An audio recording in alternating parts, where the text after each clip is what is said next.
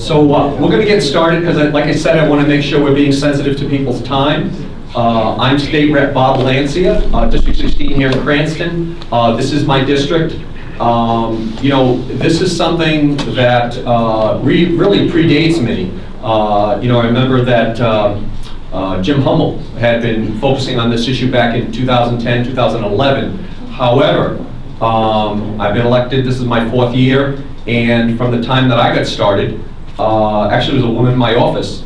She actually was in an accident, and she made a call to 911, and it took 5 to 6 minutes for her to finally get an answer. And we didn't know at the time when we started down this road that we were going to wind up in this position, but we've learned so much over the last few years. And unbeknownst to me too, as this has grown, by virtue of everyone being here, but a gentleman named Adam Bender reached out to me and wrote an article in a magazine, Washington publication, and I guess Mr. O'Reilly, who's here tonight, picked up on that and reached out to my office, and two of my office staff are here, Ian O'Connor and Joseph Galambowski. Guys, raise your hand there. Joseph and Ian. And he said if Rep. Lancia does have the summit, I would like to attend. So we're having the summit tonight. I think it's an important moment for Rhode Island. This is an ongoing issue, and I'm looking forward to hearing what everyone's got to say, especially starting with the FCC directive. I'm going to introduce a few people first. I'm going to start, of course, with Mayor Fung, my mayor, and he's going to welcome everybody this evening. Mayor. Good evening, everyone. First of all, I want to take a moment to thank Representative Lancia because this is a historic moment for Rhode Island today. It's a critically important meeting to address a problem head-on that has been plaguing us for far too long. And Bob is right. I've known Bob for several years now, and he's been a lead champion on this issue because from day one, he's recognized that what has been happening with our hard-earned dollars is just plain wrong. And I can't thank him enough for what he's been doing here in Cranston, continuing to be a voice for many of the residents. And I want to take a moment to recognize some of the dignitaries that are also here from Cranston. First and foremost, citywide Councilman Kenneth Hopkins, who's here. Thanks, Ken, because this, as you know, this is an important issue to our first responders. Senator Elaine Morgan, thank you, Senator, for being here. Frank Palin from the Coventry Fire District. I hope I'm not missing any individuals, but as you can see, we have a lot of individuals here, and to our panelists that are going to be having the opportunity to listen to many individuals tonight. You know, in particular, thank you, Commissioner O'Reilly, for coming to Cranston. You might not have heard yet, but we are one of the best cities to live in America. And this, having the strength to come together, united, not only in Cranston, but all across our many communities on this important issue is something that's critically important. Because it is something that this practice of taking 911 money, as you noted, is, quote, unconscionable. And that's why I'm so proud that so many of our first responders, including my own, my Colonel, Police Chief, Colonel Michael Winquist, and I know that my fire chief was very supportive as well, and I see members of my fire department in back, as well as many other fire departments all throughout this state. And one of the things to those first responders and to the many residents that are here, you know, we have to let these individuals know what is going on and the impact that it's had on all of you, particularly the frontline workers and people who use these systems. Especially the fact that this dollar could be used in so many critical, vital ways to help you provide better service to many of our residents. And I hope this forum is the first of many that gives us an opportunity to better understand how severe of a problem this is, but most importantly, all of us here, and hopefully along with our panelists, sends a message to our governor and this administration that what they have been doing is wrong from day one, and they stop this practice so we put the dollars where it needs to go, and that's to serve all of us. So thank you. I look forward to hearing from many of you, and thank you to the panelists and to Representative Lancia for putting this together. Thank you so much, Mayor. So let me just frame this a little bit, I'll just take a couple of minutes, but let me frame this. So when I started, you know, what I found is that the state puts $1 charge on your landline, if you still have one, $1 on your cell phone, plus 26 cents for geotechnology. They were collecting upwards of $15 million. However, back in 2009, 911 ceased to exist as a separate entity and rolled under the Public Safety Department, which is under the purview of the head of the state police. But if you were to cost out what it costs to run 911, it comes out to about $5.4 million. So I left almost $10 million that was not going to the 911 system. And this has been going on since '09 that I know of, and I'm in my 4th year. But bottom line is, my initial 2 years, I put bills in to abolish the 911 fee because I went before House Finance for a couple of years straight, and I said, we need to fix this. This is it's disingenuous to tell people it's going one place, it's going somewhere else. And you know what the response was each year? We don't care, we need the money. Not for 911, for other things.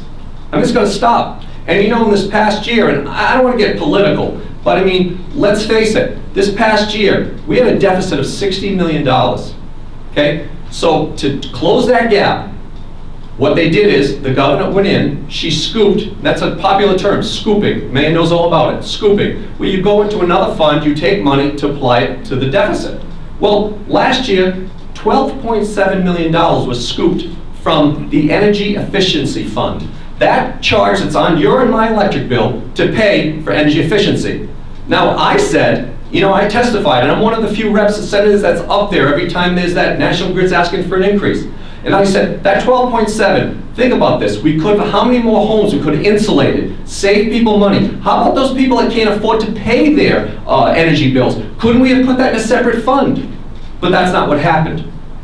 And last year, she took $1 million out of the housing fund. What's a critical issue in Rhode Island? No low or moderate income housing. This year, guess what? They're intending to scoop $5 million from the housing fund. I mean, it's unconscionable. And last year, despite the fact we were running a $60 million deficit, they were able to find $700,000 to hire 3 magistrates. 3 magistrates. We have 22. Guess what? In my mind, we don't need 1. We've got judges. Magistrate's position is a stepping stone to a judgeship. And you know what? The governor picked 1, the speaker picked 1, and the Senate president picked 1. Unnecessary. So this is the kind of stuff that's going on, and we've got to fix this. So this is really my first attempt to begin to go down this road. And you know, with your help, because it's going to take every citizen. And the other question is, this is an election year. Are you going to question your rep or senator? What are you doing? Not just with 911, the housing fund, energy efficient, all these different funds. This practice has got to stop. The other thing you need to know, our budget has doubled in 10 years, from $4.6 billion to $9.4 billion. A state of 900,000 people. New Hampshire, $5.7 billion. Maine, $7.1. Delaware, $4.1. How can a state $9.4 billion? It's insane. It's insane. And you know what? I put another bill in this year, and you need to be aware of this. I put a bill in for Inspector General. Inspector General. And you know what? Rhode Island, per taxpayer, each one of you in this room pays $8,700 a year. Nationally, the tax bite is only $6,700. States that have an Inspector General, there are 12. 9 of the 12, it's $6,700 or lower. But the best example is Florida. Florida has not 1 IG, but 1 in all 26 departments. You know what the tax bite in Florida is? $3,900. $39, $67, $87. What is wrong with this picture? We've got to fix this. So I'm looking for your help. I'm looking for your support. Contact your reps, contact senators and say, what are you doing? You know, because we can talk about a lot of issues. We can talk about social issues, a lot of things. But you know what? Bottom line, what I hear from people is, you know what? I've had enough. I'm out of here. I just can't afford it anymore. And we've got to fix this, and we can fix this. But it's going to take discipline. It's going to take work. It's going to take hard work. But we can do it. There's a lot of ways, a lot of fat that can be cut. And that's the road we've got to go down. And that's what I'm going to continue to focus on the financial. And, you know, we can make things happen. So that's where we are. And I'm not going to take up any more time, but I wanted to get that numbers out. You've got to understand what's going on financially in the state. And that's really important. So without further ado, again, FCC Commissioner O'Reilly is here this evening, and I want him to start us off. And I got to tell you, sir, I am so pleased that you're here this evening, that you took the time to come to Rhode Island, that it's that important. So without further ado, I'm going to ask you to come up and give you the mic. Please.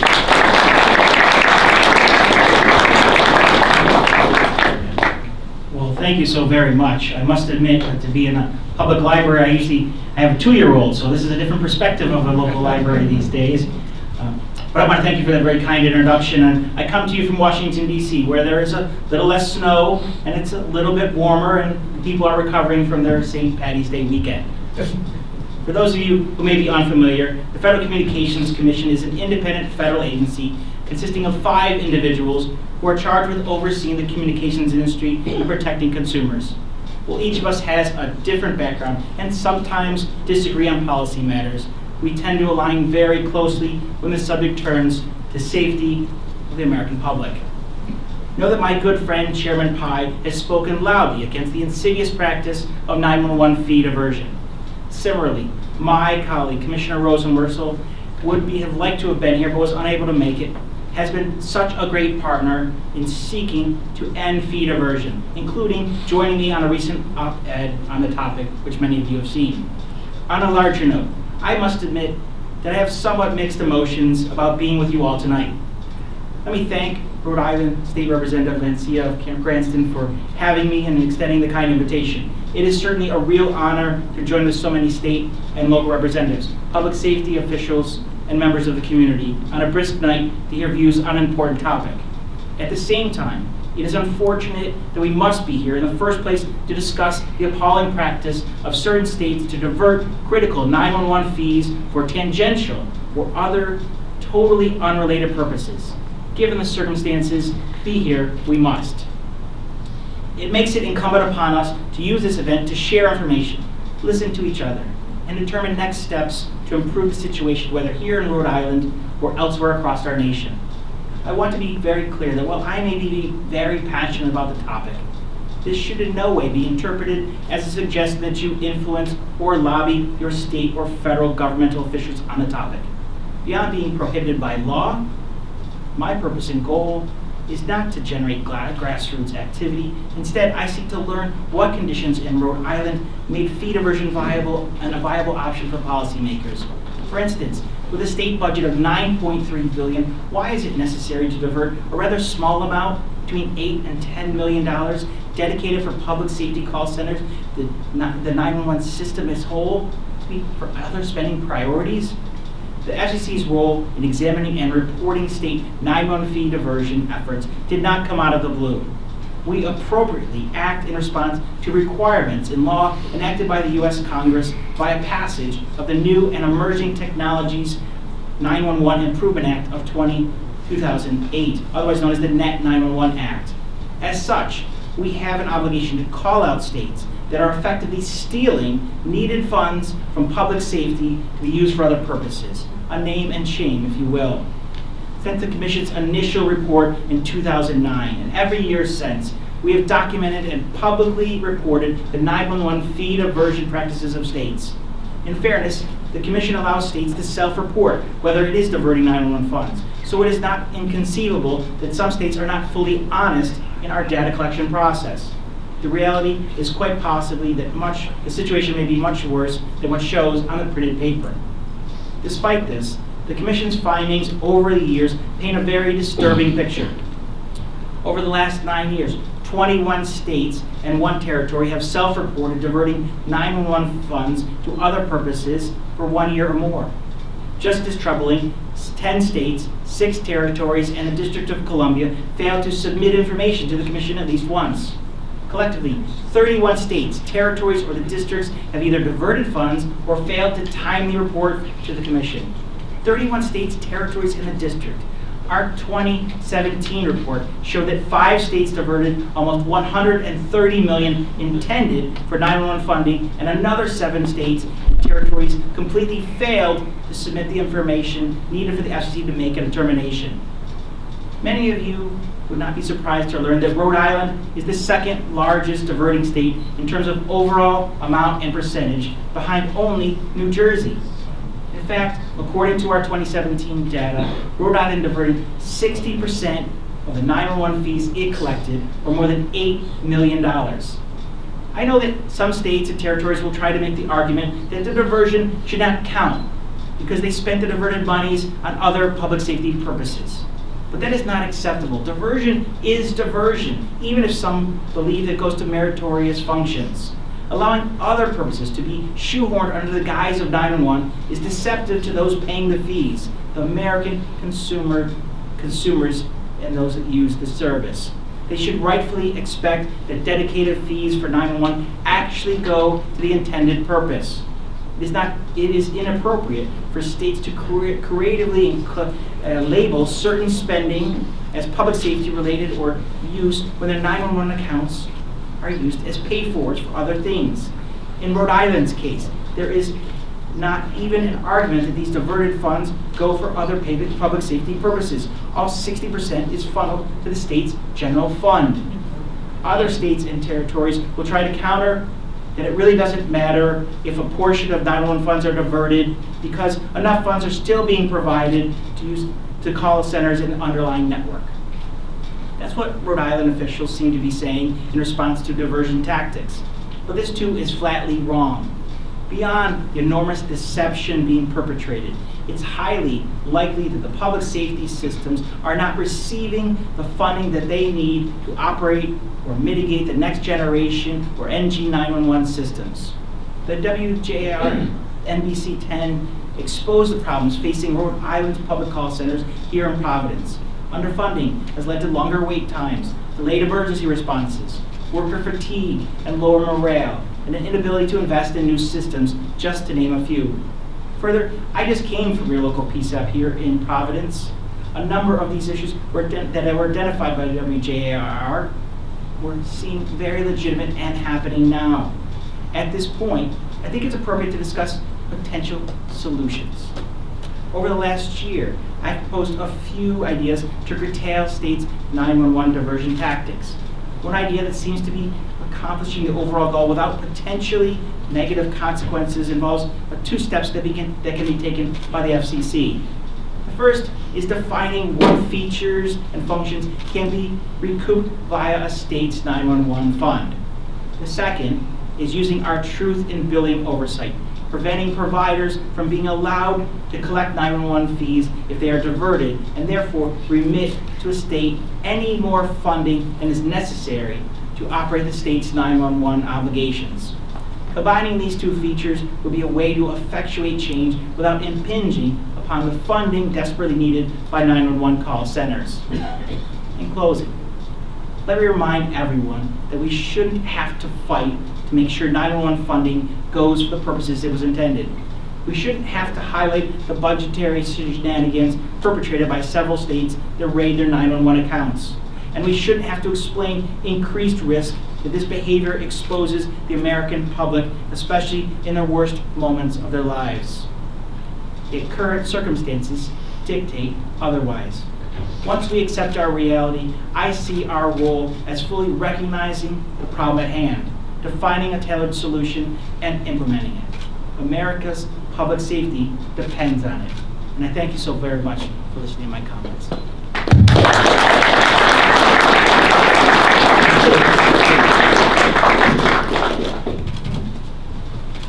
So I think at this point, I'd like to have a couple of folks come up and talk a little bit about what they see as the needs and perhaps what we can do to address them. So I'm going to start with Mr. Susi. So if you want to come up first, we're going to let you kick it off.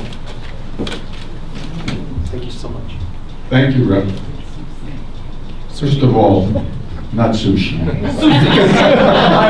Actually, it's St. Joseph's Day, and I'm Italian. It's Susi, but it's just like the girl's name. But again, I'm the Rhode Island Association of Fire Chiefs Executive Director.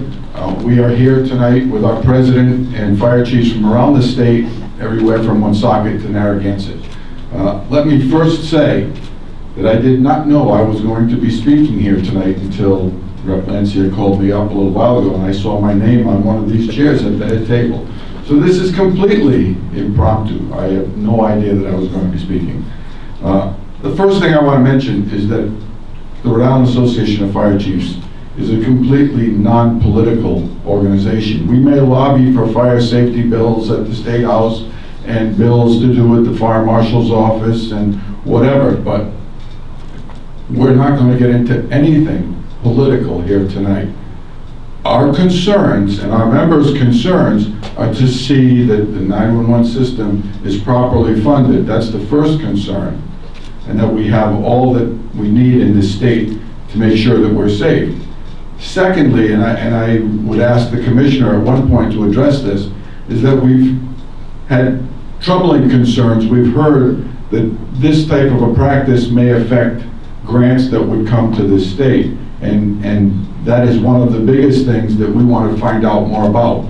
Some of you may know, and certainly our fire chiefs and emergency personnel and police officers that are here tonight know that grants are important to public safety agencies. It's tough to get all of the money out of your local budgets, and filing for federal grants is a big thing and a big deal. Our organization actually has a sister organization called the RIAFC Foundation that tries to do good things for education and training for firefighters in this state. And we actually had a federal grant of almost $1 million for the just ended last year, but for the previous 4 years before that, to recruit and to attempt to recruit and retain more volunteer firefighters where we have volunteer firefighters in this state. That's an important grant. I wouldn't want to think that something like fee diversion would have anything to do in the future with a policy that would limit or exclude any grants that our fire departments or even organizations like our own would try to apply for. So that's pretty important.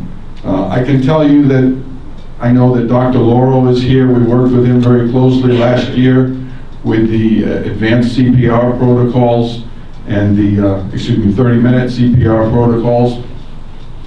But there's a lot that can be done with the medical, and I'm sure that Dr. Lauro is going to, I'm not going to steal your thunder, Doc, I'm not, but Dr. Lauro is going to come up here and tell you what can be done through medical dispatch. But we are here, like I said, I wasn't here to make a speech. As you can see, I'm not reading any speech. It's to make sure that the fire service and ultimately the public safety service in this state is properly funded with its 911 system. We're not making judgments. We're not saying that we're for or against any bill that's out there. As you know, Rep, I'm up at the State House all the time, and I think there are 6 bills concerning 911 right now that we have not taken a position pro or con. We're here for information, just like many of you are tonight. So with that, I would turn it back over to you, Rep. Thank you so much. I really appreciate that. Thank you. And I want to make just another point too for a moment. The commissioner and I, we were up at the 911 facility. So I told you, 2 years in a row, I put a bill in to abolish the fee, and then I got a phone call. And somebody said, I really would like to talk to you a little bit more about this. And you're the only person I can think of, imagine that we could contact that I think would do something. And it's amazing what has happened. But one of the things I want to talk about for a moment, because we've got a lot of public servants here this evening, and I want to make clear, the starting wage for a 911 operator is $16 and change. $16 and change. They want to raise the minimum wage. Some people talk about raising to $15. Imagine paying somebody that takes 4 to 6 months to train $16 and change to start. The pressure, the stress. In fact, we had a couple of people that went out on heart-related stress. We had another person went out with a back issue. And the other thing I was trying to find was manning. How many people were we down up there? Well, you know what? I couldn't get that answer until Katie Davis was part of her report. The maximum manning should be 47. They were down to 37. Down to 37. That was 10 below. They were calling people in on off hours. Talk about a stress job to begin with. Now you're getting called in. And in addition to that fact, you were paying people that kind of a wage. They had exhausted this year already their overtime budget, which is $170,000. Again, 4 to 6 months to train enough people. So, we've had some impact because now they're up to the maximum manning that they need to be, but it's still going to take 4 to 6 months to get them in place. And so I'm going to talk about the people. This is a people issue, and I don't care whether it's 911, UHIP, DCYF, the registry, the tax division, our local police and fire, you know, they're under a lot of pressure and they're working hard. And you know, I think I've made it a point to try to get around to some of the departments. And I'm going to acknowledge also my minority leader here tonight, Patricia Morgan. Patricia, would you stand up for a second? Patricia Morgan says, you know, she was out at UHIP and talking to the folks there. You know, I know the mayor gets out and sees people, but you know, you got to go to these departments, you got to work with these people, you got to check with these people, you got to find out what's going on. What do they need? What stresses and what pressures? And you know, I know that this person totally reached out to the governor's office, and you know, they didn't get a response. But you know, so I'm just listening to what people are saying. But we did respond, and this is a testimony of the people in this room tonight.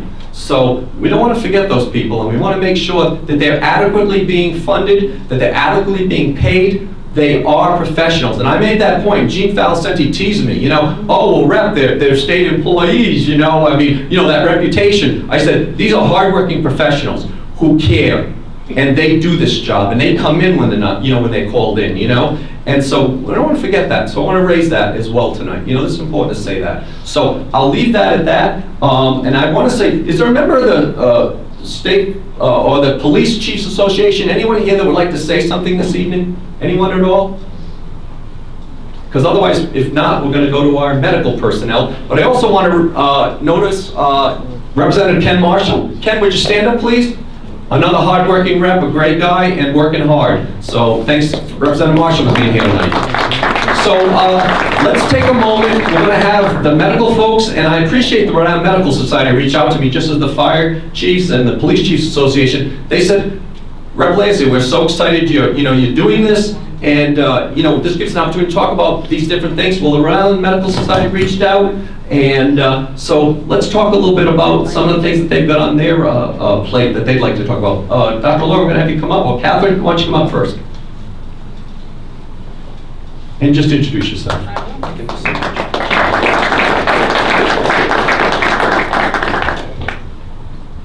Thank you, Representative Lancia. We really appreciate you taking this on and bringing this topic to the forefront so that we can all address some other issues that go along with it.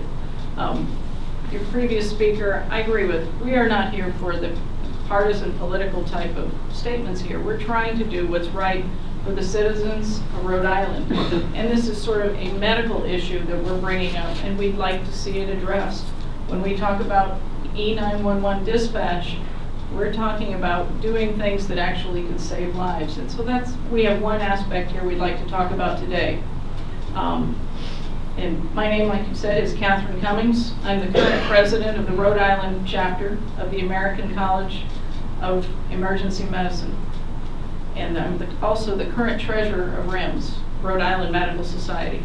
I'm also a physician at Merriam and Rhode Island Hospitals as an emergency medicine doctor. And I'm opening these talks with a deliberate kind of tense here about the medical community being behind this. And I've reached out and gotten support also from the Academy of Pediatrics, the Rhode Island chapter, and also our counterparts in cardiology, all of which also belong to RIMS.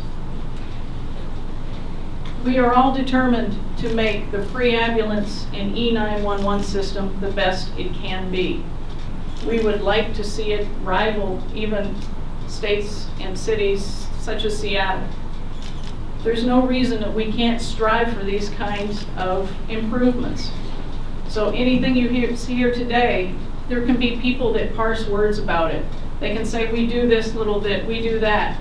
But let's be honest, we can make the entire system better. So let's get together and let's just do it.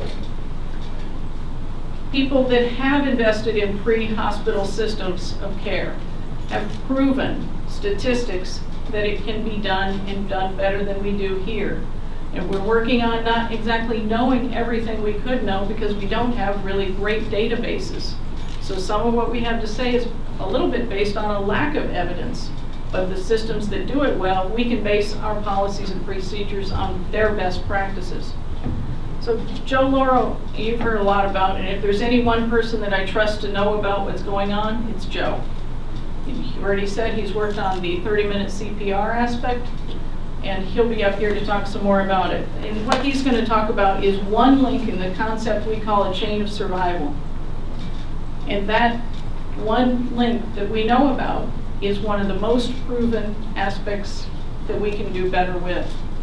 It has the highest recommendation from the American Heart Association, and that has to do with dispatch-provided CPR instructions.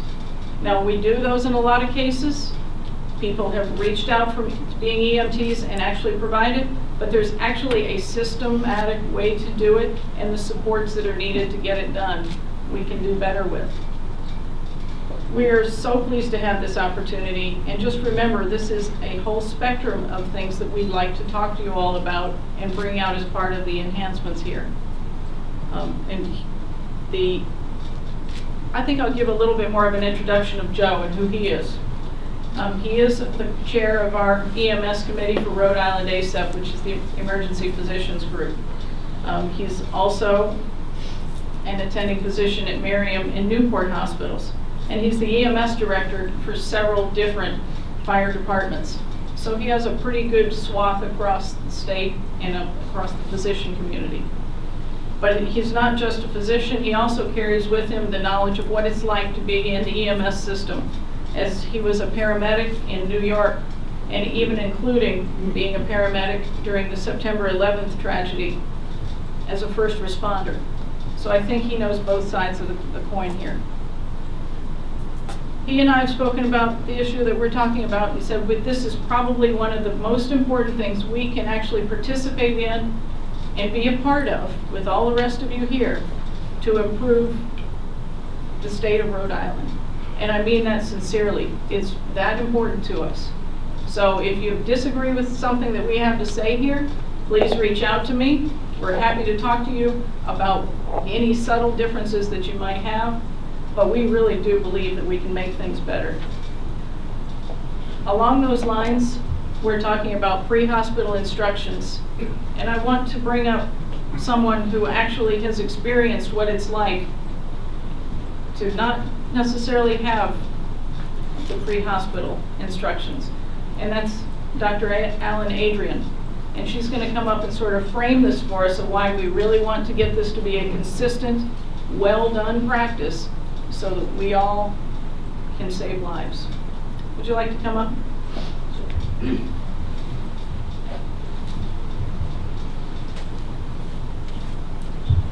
Thank you.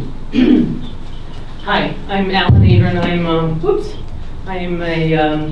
the past president of the Rhode Island Medical Society. I'm also a gastroenterologist, and I am here to support my ER colleagues in their request for adequate training and funding for the 911 services.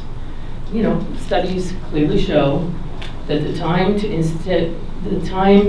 from institution of CPR, the time it takes to institute CPR from an arrhythmia determines the survival. So you might wonder why this is a topic of interest to a gastroenterologist. Well, at the age of 34, my brother, Mark, suffered from a viral myocarditis, and he consequently suffered heart failure. Unfortunately, while at home with my sister, he suffered a fatal arrhythmia. My sister called 911. She was in her 20s, she was a secretary. She didn't know how to do CPR. So while she was waiting for the ambulance, she wasn't able to do much more than shake him and say, "Mark, wake up, wake up." But he didn't wake up. Had she been talked through CPR by a trained 911 operator, she could have done more. Perhaps my brother would have had a fighting chance. Perhaps by the time the EMS got there, he would have been still alive, and then their efforts would have been of worth. But in the time that it took for them to get there, nothing happened, and my brother died that day. So studies show CPR works. 911 operators trained to talk people through CPR works. Why would we not do this? It's not about money, it's not about a dollar tax, it's about giving the best possible emergency services to the citizens of our state. And that's why I'm here today. And I thank you for your attention. And Now, without further ado, Dr. Lauro, who has more technical information about the subject.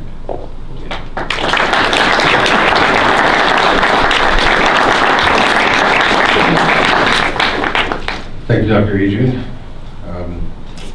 So I know that was difficult for you to hear about calling 911, and unfortunately your brother passed away. Difficult for me to hear the first time too, but that's why we're standing here today. We're here to tell you about an opportunity to do something for this patient, an opportunity to save someone's life. So on average, it takes about 6 minutes for a trained rescuer to arrive at the location. Now, while this person is lying there and not breathing, having no pulse, this patient is dying. In this 6 minutes, we can be doing something instead of sitting and waiting for that trained rescuer to arrive. So every minute that goes by without CPR, your chance of survival decreases by 10%. Now that's 10% every minute without CPR. Now remember, it takes 6 minutes to get a trained rescuer to your house. So with bystander CPR and telecommunicator CPR or dispatch assisted CPR, we can significantly improve this person's chance of survival and save somebody's life. So as we say, TCPR can quote unquote slow the dying process and give this person a better chance of survival. Currently in Rhode Island, there is no standardized, no consistent CPR instructions provided over the phone. The bystander CPR has been proven to increase your chance for survival by 200%. So that's 200%. Now this is science. So if you Google on your phone bystander CPR, you'll be amazed the amount of hits that you get regarding improved survival and better patient outcomes. So we will tell you, as will the National Association of EMS Physicians will tell you, that emergency medical dispatch and TCPR is considered the standard of care. So we are all here because we recognize that something must be done. Now I want to tell you how we can do better. With a fully staffed, fully equipped 911 center and properly trained dispatchers, we can rapidly identify that this patient in front of you is having a cardiac arrest or other life-threatening emergency or possibly even emergency childbirth. So 2 questions. Is this patient conscious? And is this patient breathing normally? And if the answer to these questions is no, then this dispatcher is going to tell you, we are going to start CPR. They're not going to ask if you would like to do CPR. They're going to tell you, we are going to do CPR. They are going to immediately address the concerns that you might have and coach you through this process. So in certain high-performing systems such as Seattle, where EMD and emergency medical dispatch and TCPR is the standard of care, they've achieved survival rates as high as 62%. Now in Rhode Island, it's hard to even calculate our survival rate because we really do not collect very consistent and identifiable data to give an estimate. So to us, the solution is clear. While we've all been working very hard and improving our pre-hospital care in Rhode Island, such as Chief Susi had mentioned about our 30-minute CPR protocol that rolled out last year, we're missing one huge piece in the chain of survival, and that is bystander CPR and dispatch-assisted CPR. There is no reason that we can't approach some of these high standards and high-performing systems, like I've mentioned earlier about Seattle. So this is a small state, and what this is a fantastic opportunity to make a huge difference and save lives, including save the lives of many Rhode Islanders every year. I'm very grateful for the time that I've had to speak to you about this. It's something that my group and I, who have been working on this tirelessly for weeks, feel very passionately about. I'd like to thank them for their input. We've all lost sleep and had arguments with our spouses over this because we wasted some time here, but I'm really grateful for the opportunity. So thank you very much, and we'll be here to answer questions.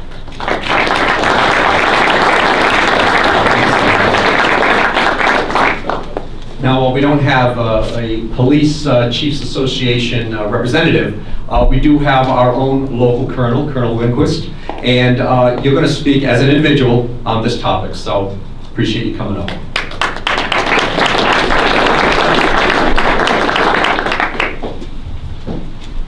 Well, I can't think of anything more important to talk about as our public safety is our 911 system. It literally is the lifeline for the residents in our city. We're the third largest municipality in the state of Rhode Island, so we, as you can imagine, we answer a lot of 911 calls every single day. Every second counts, and I think that was the theme that we heard today. The fact that 2.5 minutes someone's on hold on an emergency call is unacceptable. It takes our police officers less than 2 minutes to get to most calls, and the fact that that extra 2 or 3 minutes can make the difference between life and death. So the fact that's on hold is unacceptable. If one of my dispatchers put a call on hold for 2 minutes in an emergency situation, they'd probably be disciplined or even fired. I think it's just unacceptable. And I don't think it's a reflection of the dispatchers themselves that work at the 911 center, because I know firsthand how hard they work. They're simply understaffed. They don't have the resources and tools that they deserve. The first person that has contact with a person in an emergency situation sets the tone for the rest of the call. So if they're put on hold, you can imagine how upset they are when we arrive 3 or 4 minutes later. They were placed on hold when they first called. They don't distinguish the fact that the call came into the state 911 center. Every single call is transferred to the fire department or the police department, wherever the call may go. So you can imagine we don't have a lot of happy campers when they make it to our police department and transferred into us. We're fortunate we have a singular point of answering center for the state of Rhode Island. That's highly unusual. Most states have multiple answering points in their state. There's no reason why we can't get this right. I know firsthand, I was with the state police, I was Lieutenant Colonel. Almost 4 years ago, I retired from there, came to Cranston, so I have a good first-hand knowledge of what the 911 center does on a daily basis. I can tell you that 4 years ago, we were talking about the new technology that was supposed to come and be implemented across the state, and it's 4 years later, and we still don't have the technology. There's no excuse for that. $15 million a year is coming in. We don't have next generation 911, which would allow someone to text message an emergency call into the police departments, into the 911 center. Obviously, everybody's using phones nowadays. There might be situations where they can't speak if somebody broke into their house. We should have that technology now, and we don't have it. We also don't have the ability to triangulate or GPS cellular call, a landline call, when an emergency situation comes in. The state can get some of the information, but we talked about 4 years ago, the ability to transfer that information to the local municipality. That technology still doesn't exist today, 4 years later. So there's a lot of work that needs to be done, and a lot of it comes down to money. And the money's coming in, it's just not going where it needs to go.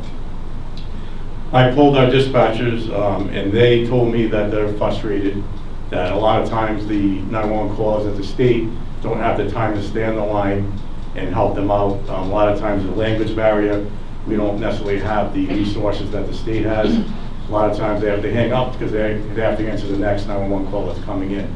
So they can't spend the time that they normally would be able to do so. So I think Rhode Islanders deserve better. I think the residents of Cranston deserve better. The money's there. There's no reason why we don't have the best technology. We should be a shining example for most states, like I said. So I'm hoping that, today's meeting, people are listening and the money will go where it needs to go. I appreciate your time. Thank you.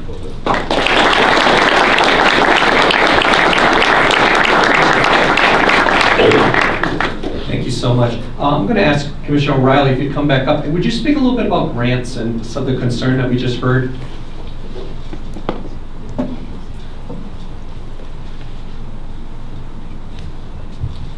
So the point was made, and the question was raised regarding a particular grant program and whether Rhode Island would be eligible. I do not oversee that grant program. It's done by the Department of Commerce, U.S. Department of Commerce. However, as someone who worked on the statute that exists today, I would argue quite compellingly that Rhode Island is not eligible for that. So the program provides $115 million, and some folks would like to plus that up in some regards, for the advancement to NG911. Those grants are getting ready to be distributed in the next many months, and may take a little bit longer, but Rhode Island right now would not be eligible. It is a diverting state in the past, and it's made no changes to its practices, so I would argue, as it's currently formulated, it would not be eligible. It may be certainly eligible for other grant programs, but this is one that they would not qualify for. Would anyone have any questions for Commissioner O'Reilly? If you would raise your hand, you can ask questions. Anybody have any questions for him? Yes, please. My question is, when you're talking about diverting funds, which officials diverted the funds, and is that illegal or not? Right. So I'm working on this and trying to examine, that's why I'm here in Rhode Island, trying to understand particular situations throughout the nation. We were talking to some folks from West Virginia on Friday and trying to understand how I'm still trying to get a handle of exactly what's happening and how it's structured in Rhode Island itself, to answer your first part of your question. To answer your second question, it's not necessarily illegal. It's not a violation of federal statute to do the diversion. Collection of fees is done on a state-by-state basis. Each state collects different amounts. Each state imposes it on different technologies. It's a patchwork of how much money comes into each state. Some collect an awful lot of money and have very robust programs, and some do much more thin, bare bones programs going forward. So that's one thing that's being looked at, is should we change, and I talked about it in my speech about, is there ways to potentially make it something at the federal level, whether it is illegal to divert funds for that purpose, and how you would go about doing so without harming those people who need, because cutting off service and cutting off funds to those to make sure the system's not shortchanged in the process. Yes, sir. What does Rhode Island have to do to reconcile itself to be eligible? So again, I don't oversee this program. It's not my determination in any form or fashion. I was just saying, based on my past experience, I would argue, and that is to stop being a diverting state. It is a self-admitted diverter. It files in our documents. Yes, sir. Can you get a definite answer and relay it to Bob so we can know? We can certainly put the representative in touch with the folks that are working on the grant program that can help facilitate that. Thank you. Yes, sir. Commissioner, my name's Frank Palin. I'm the chairman of the Coventry Fire District. In an ideal world, if you were going to put together a 911 system with the technology that's available today, could you describe it from the moment the call gets into a call center to the point where a rescue unit is dispatched in a local firehouse?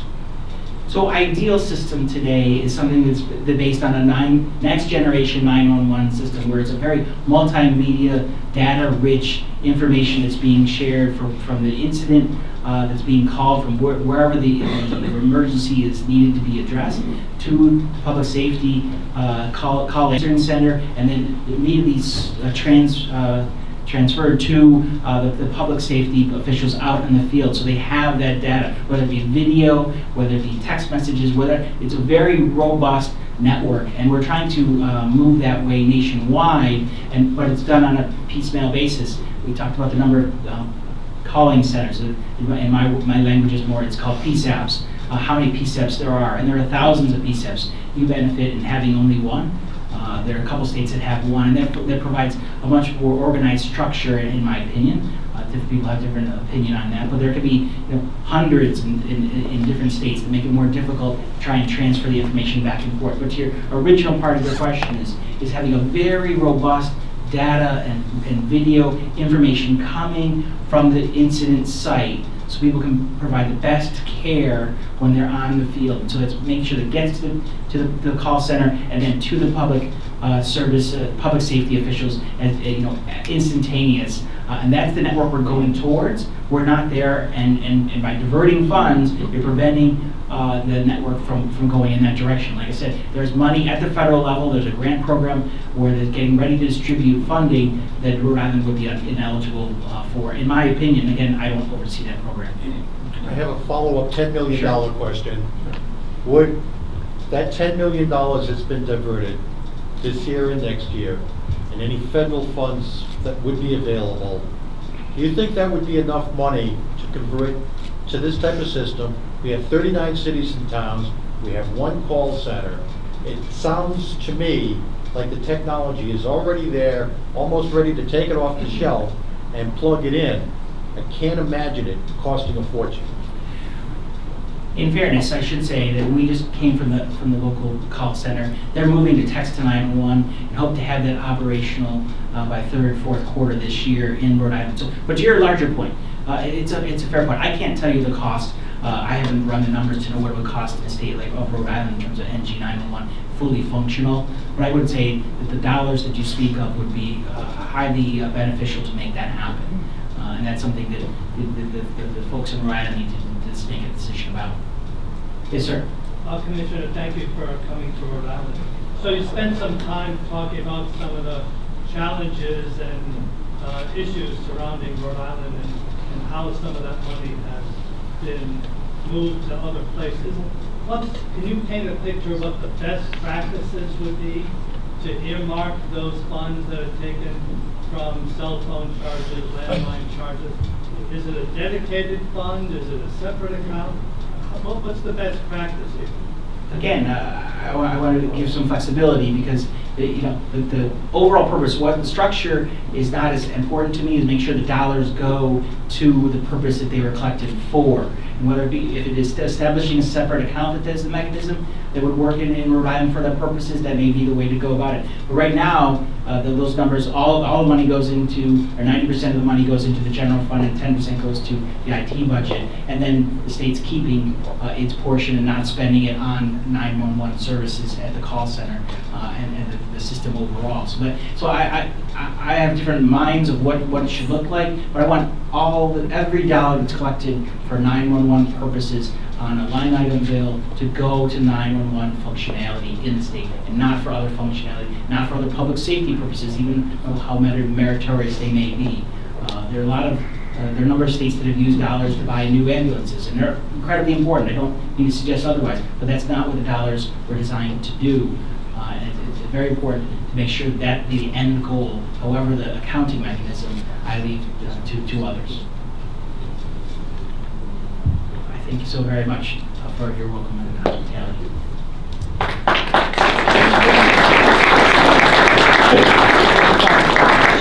I know I had a couple of people that reached out to me that wanted to share a little bit about their personal experience. Any of those folks here this evening that wanted to share their personal experience? I know they reached out to me, but wanted to make sure that we gave an opportunity if they were here tonight. Okay, very good, very good. Well, I just want to, at this point, I'm going to just ask, are there any questions for our medical providers at all? Anything at all from the audience as well? Yes, please. I have one question. So would it be fair to say that wrongful deaths could happen due to the lack of funding and the staff?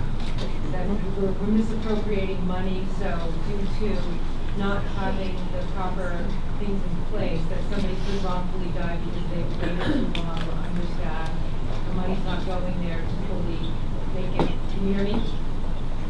I'm having a little trouble, sorry. So just basically, I'm just looking to find out if wrongful deaths could have occurred because we are having a small staff, the money's being misappropriated, they're not funding it the way they should. So I'm just saying, could it be said that wrongful deaths could occur because people are waiting too long, and going in the future, if we staff it properly, that not misappropriating money and putting it in the right place, it would work well and quicker.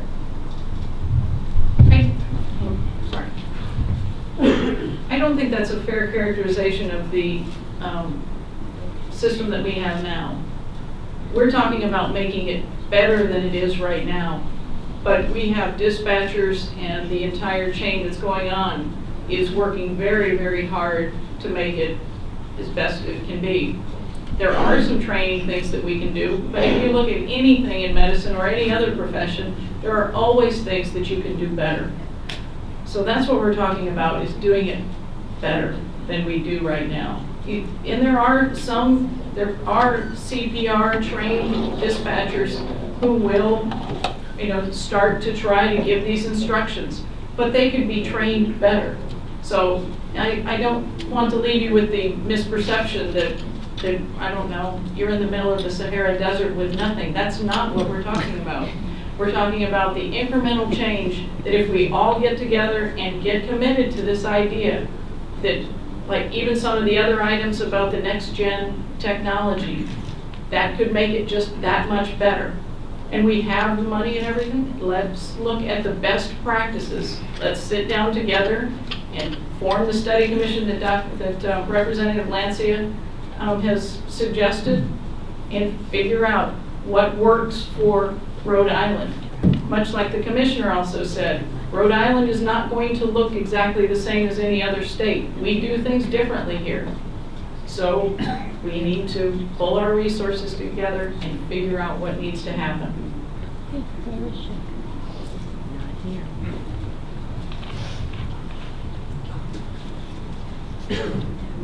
So I think, there any other public officials that want to weigh in on the community or anything, their needs in terms of the 911 system or things that they have on maybe their bucket list of things that they need or would like to have that are not available currently? Because that was one of the things I wanted to do tonight, is get some input from our communities. Anyone here from the different fire police that want to talk a little bit? Senator Morgan?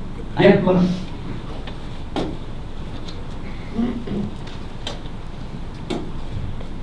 Thank you, Rep. Lancia. Thank you so much for taking this by the horns, because this is an issue. I cover one of the senatorial districts. It's District 34. It's Hopkinton, Richmond, Exeter, West Greenwich, and Charlestown. It's one of the biggest land masses in Rhode Island for a district. And we've had, over the years, many issues with 911. I've had many calls. One that comes to mind was in Richmond, and there's a lot of land in Richmond, and it was being cleared by a doctor and his father, and the doctor was going to build his house there, and they were, I would say, 300-400 yards into the woods. There was a pulley that broke, and it hit the doctor, and they ended up, the father was an elderly man, he's in his 80s, called 911, busy signal. Called it again, busy signal. He put down the phone and, he's trying to attend to his son, and the son was a doctor. They tourniquet the area where he was injured, but then his phone rang, and he looked at it, and the call coming in was from just a random number. Wouldn't you think in this time and age we would have 911 spoofed back to say that that's them? Who's going to, in a terminal situation, who's going to answer a random phone call? He's tourniqueting his son. So, that's one issue, one incident in my district that just happened last year. So I think we have a big need for bettering our system and not diverting money. I mean, less than half of the money collected is going to 911, and that's unacceptable. Thank you, Rep. Lancia.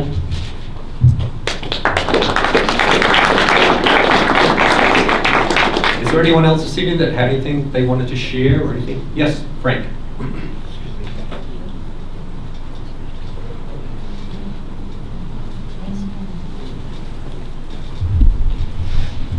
Again, it's Frank Palin. I'm the chairman of the Coventry Fire District. I live in the largest community for square miles in the entire state. The eastern portion of the town is a very tight bedroom community, typical suburban that you would think of. The western part of the town is very open, a lot of farmland, and very difficult many times to get to. Now, with the current system, 70% of the calls that come in to 911 are for mobile phones. They don't have the GPS capacity to let our dispatcher know where, so they're asking questions. And then it gets transferred to the dispatcher, they ask the same questions all over again, and you have delays. I spoke to our fire chief and a couple of the firefighters from our firehouse, and they told me a story about a call they had this past summer on the bike path, which is about 15 miles long. Someone called 911, they were on the bike path. Well, what are you near? What's around you? Well, I just went by a farm. Oh my God, that's the whole bike path looks like that. They had to literally take someone from the Western Coventry Fire District, because we've got 4 fire districts, get on an ATV at one end, and we sent someone on an ATV at the other end, and they had to drive until they found the person. Then they could call by radio the rescue unit to get there. Now, it wasn't a heart attack, it wasn't life-threatening, someone had broken their leg. But it was serious, and there was a tremendous delay versus a system that could be seamless. When someone calls the 911 dispatcher, they've got a headset on, they've got a keyboard in front of them. GPS locates the person that's calling, where the phone call is coming from. They can immediately, on that keyboard, instant message the dispatcher, who can instantly text or whatever way you want to do, not over the air, to the first responder. They can be in their vehicle and on their way while the 911 call center is collecting the information, and possibly, as the physicians were talking about, maybe initiating CPR. I worked at Rhode Island Hospital in the emergency room for 4 years. I'm a nurse practitioner. I know what minutes mean when it's a heart attack. We have to get this done now. And Governor, shame on you for putting us on the list of shame with the FCC. Thank you.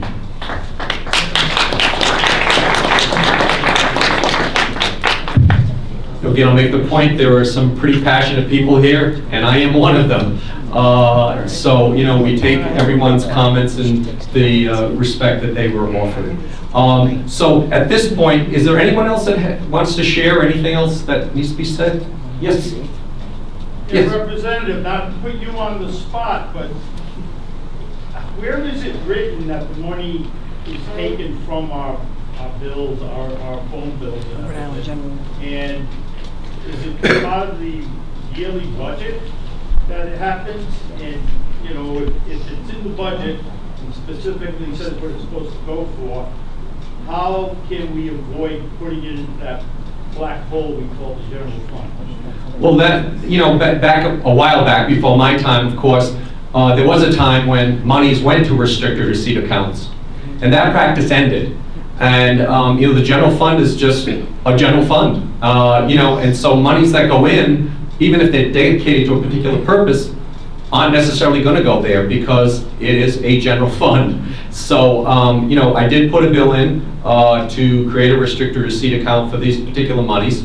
And also, I did not anticipate that we would have this kind of a turnout, that an FCC Commissioner would come up from Washington. So one of the other things I had done is put a secondary bill in to create a study commission to highlight this. But I'm not so sure we're going to need that study commission. I think everything's pretty much on the table. But it would give us another opportunity to talk about this and bring in subject matter experts, maybe more than we have now. But that was an excellent question, and that is one of my concerns. And, you know, some people say, well, you know, Rep. Lancia, I kind of like that it's a general fund and we don't restrict the receipt account things. I'm of the opposite thought. I think we need to be doing that. And, you know, so I would advocate for that. But thank you for that question. Yes, sir. Answer the gentleman's question. My name is Joe DiLorenzo. Let me give you the microphone. Oh, Joe. My name is Joe DiLorenzo. I'm a former state representative, and I was in the House when we initiated the 911, and it was a restricted receipt account. The money was to go to the 911 for the purpose of operating, hiring help, etc. Somewhere along the line, as the state has done many, many, many times over the past 10 years, they go into other agencies and they scoop the money out, whether it be the unfunded underground storage tank thing, all over the state. I'd be here all night explaining how they do that. But what you said, it was a restricted receipt account, and at some point they pulled it out, took the additional money, and put it into the general revenue fund. But that's common what they do right now with everything in the state of Rhode Island. My name is Bob Harrington. I have a twofold question, one for the medical staff and one for the commissioner. I'm a former combat medic, and triage, of course, is a key word. How long would it be, in your estimation, to train these CPR, these dispatchers to learn the triage when they get a call, whether it be hemorrhaging, whether it be a fracture, whether it be a cardiac arrest, etc.? And the other part of the question goes to the commissioner. where we get the money to fund this, because you're not gonna pay them $16 and change an hour when they're gonna start learning medical techniques. You're gonna have to pay them a hell of a lot more. So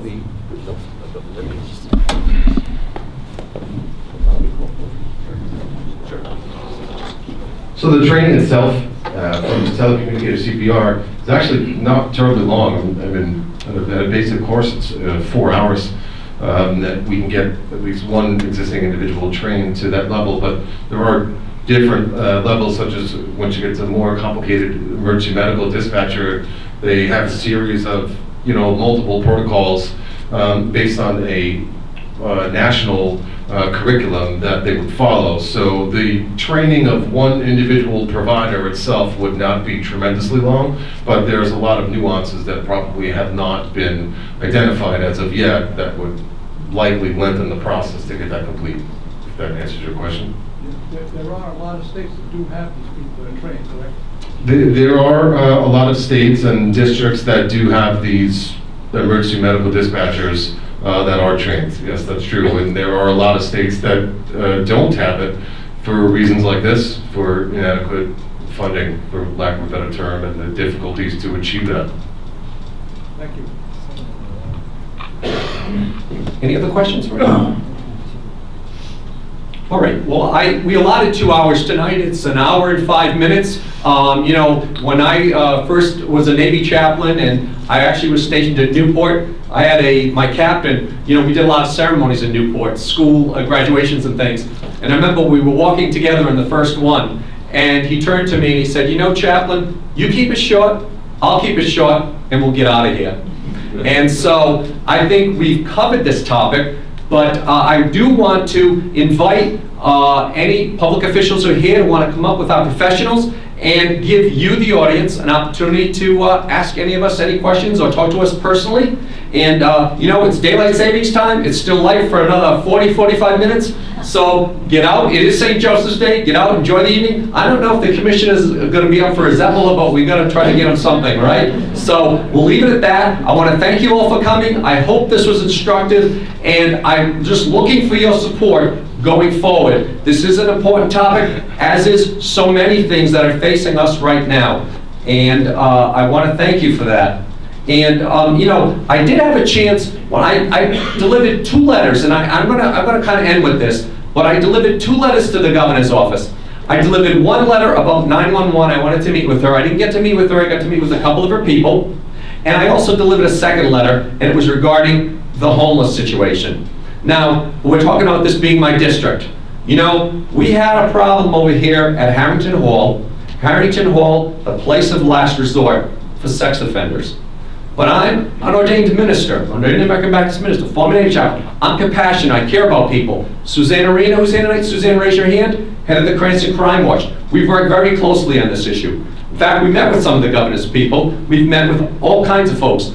The point is, lots of times, another question I asked was on the 2nd letter I delivered. I said, Governor, what I want to know is what agencies get the funds to help the homeless and those that are in dire need? Where's the money going, and how's it being spent? When you give $1 to charity, you hope that 90 cents maybe goes to the charity and 10 cents goes to administrative costs. I'm always afraid, for the short time I've been in General Assembly, that it's 97% for administration and 3% for actual services. So I asked that. I still don't have an answer to that question. So that's another question I have. We talk about these kind of issues. So unfortunately, the governor couldn't be here tonight. We did save a place for her.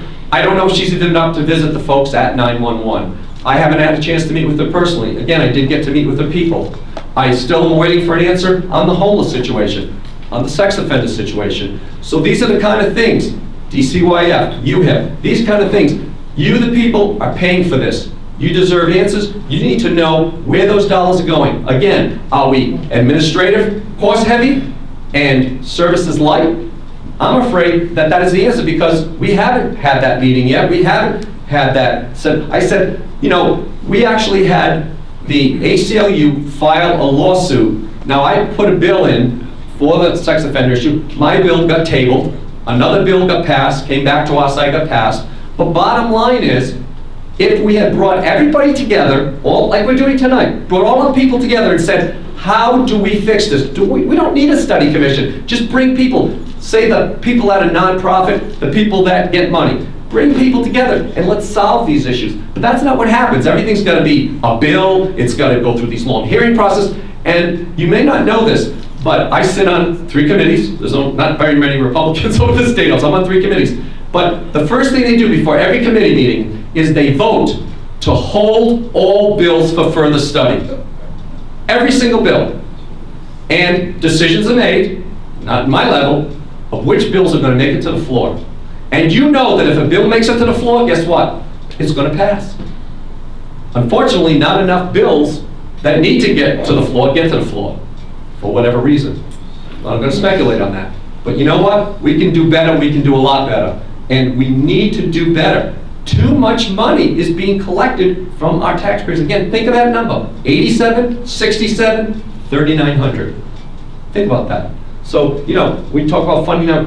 I so appreciate you talking about $9.3, $9.4 billion budget, an additional $10 million. You know, now I saw this year so far, we were talking about a $200 million deficit, structural deficit every year. It's ridiculous. But they said, we're $30 million ahead. But we're still short, what, 170 million? I mean, what does that mean for us at the end of the year? So this is an important issue, but this is also an important year. So get out there, question your representatives, find out where they stand. Specifically, I think we've got to focus on our finances. So I'm going to end with that. I'm going to invite you to talk to our officials here tonight, and I thank you for coming. Thank you. Have a great evening.